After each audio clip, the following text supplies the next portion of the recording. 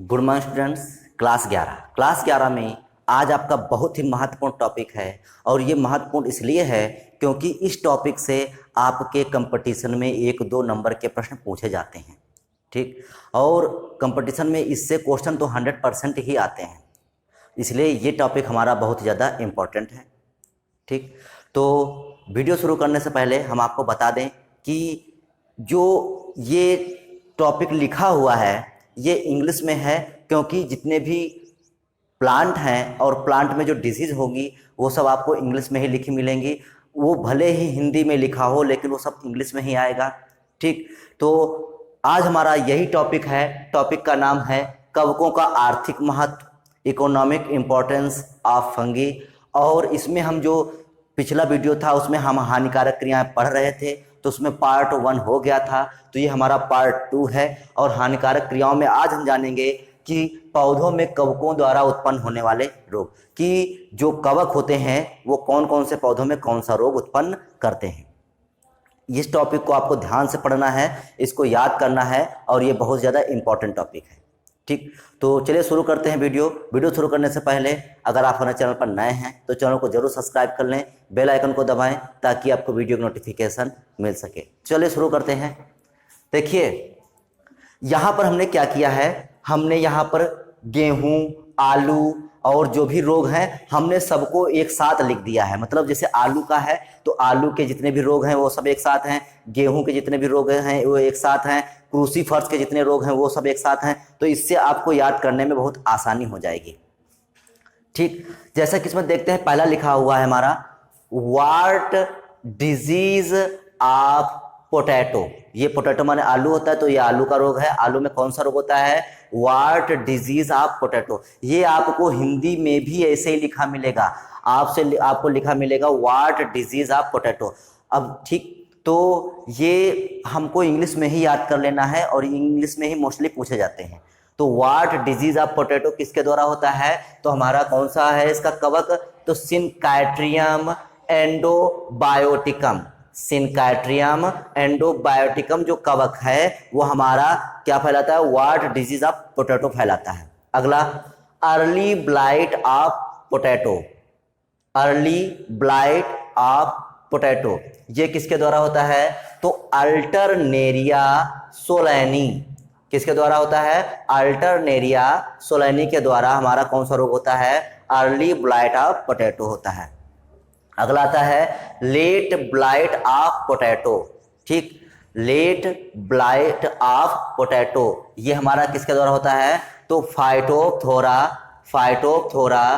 Infestans. Phytophthora infestans, ठीक, ये रोग हमारा फैलाता है। ये बहुत ही महत्वपूर्ण है, ये रोग बहुत ही महत्वपूर्ण है। क्यों?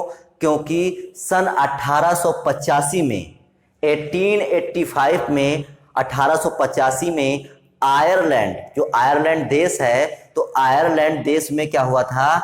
इस कवक के कारण, इस रोग के कारण जो है अकाल पड़ा था, और अकाल पड़ने से वहां पर 10 लाख लोगों की मृत्यु हो गई थी।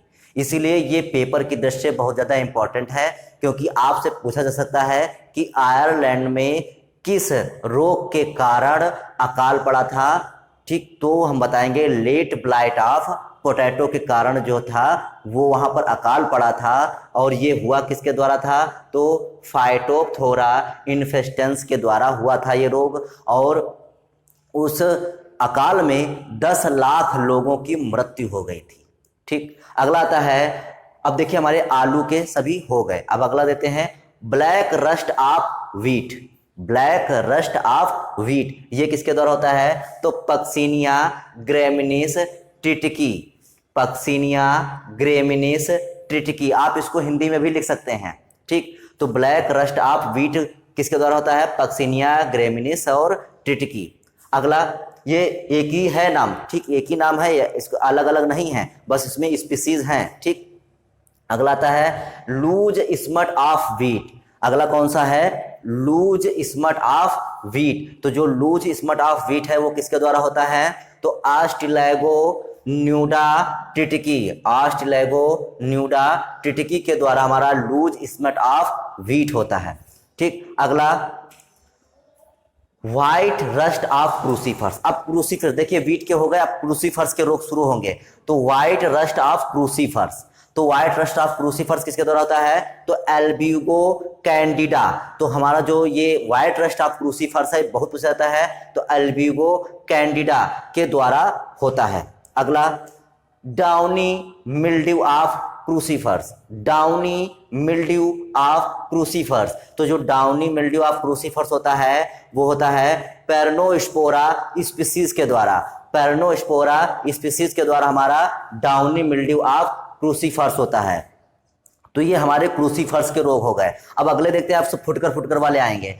Fruit rot of apple, fruit rot of apple, इसमें क्या होता है कि जो एप्पल जो सेब होता है उसके अंदर जो है लाल लाल हो जाता है, उसके सेब के अंदर कैसा होता है? लाल लाल हो जाता है। तो फ्रूट रॉट ऑफ एप्पल, तो इसमें क्या होता है? ये किसके द्वारा होता है? पेर्नोस्पोरा स्पीसीज, मतलब यही के द्वारा इसमें एप्पल में भी हो जाता है। तो फ्रूट ऑफ एप्पल दोनों एक ही हैं। ठीक, अगला देखते हैं स्टेम गाल ऑफ कोरिएंड्रम, स्टेम गाल ऑफ कोरिएंड्रम। कोरिएंड्रम माने क्या होता है? धनिया होती है, तो धनिया में रोग फैलता है। तो स्टेम गाल ऑफ कोरिएंड्रम ये किसके द्वारा होता है? तो प्रोटोमाइसिस मैक्रोस्पोरस, प्रोटोमाइसिस मैक्रोस्पोरस, माइक्रो नहीं मैक्रो है ये, तो प्रोटोमाइसिस मैक्रोस्पोरस। ठीक, ये हमारा हो गया। अब आगे देखते हैं 10वां, red rot of sugar cane, red rot of sugar cane. तो जो हमारा red rot of sugar cane होता है, ठीक, वो किसके द्वारा होता है?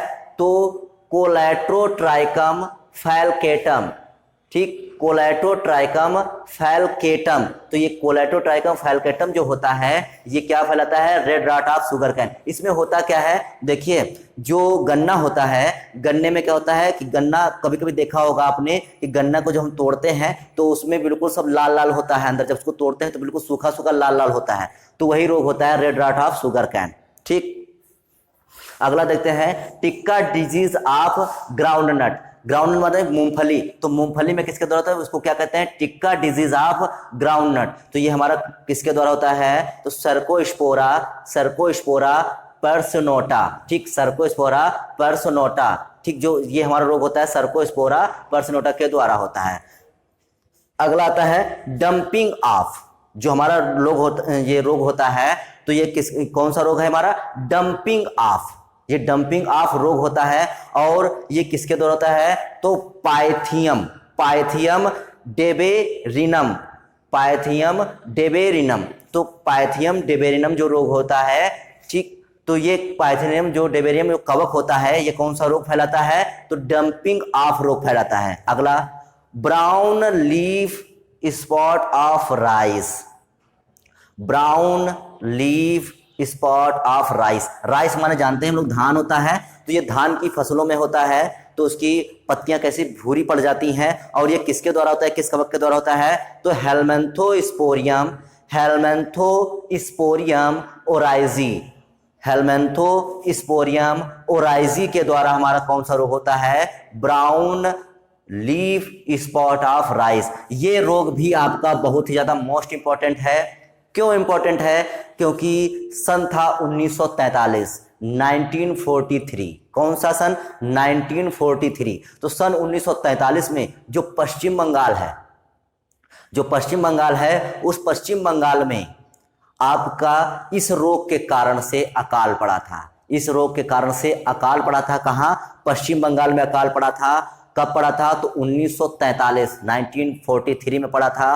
और हुआ क्या था इसमें? इस अकाल की वजह से 20 लाख लोगों की मृत्यु हुई थी। कितने? 20 लाख लोगों की मृत्यु हुई थी। किसके द्वारा? Brown leaf spot of rice. इसलिए ये बहुत इंपॉर्टेंट है, ये कई बार पूछा गया है। पूछा जाता है कि बंगाल में किस रोग के कारण से अकाल पड़ा था? तो brown leaf spot of rice. ठीक, तो ये रोग हुआ था। तो ये यहाँ पर आपने देख लिए कि हानिकारक कवकों में, हानिकारक क्रियाओं में, पौधों में जो रोग उत्पन्न करने वाले कौन कौन से कवक हैं और कौन से रोग उत्पन्न करते हैं। उम्मीद है कि ये टॉपिक आपको अच्छे समझ में आएगा और आप इसको अच्छे से पढ़िए, इसको ध्यान रखिए। याद करने वाली चीज़ें हैं, इनको याद कर लीजिए। तो आज के लिए केवल इतना ही, बाकी नेक्स्ट वीडियो में, तब तक के लिए जय हिंद।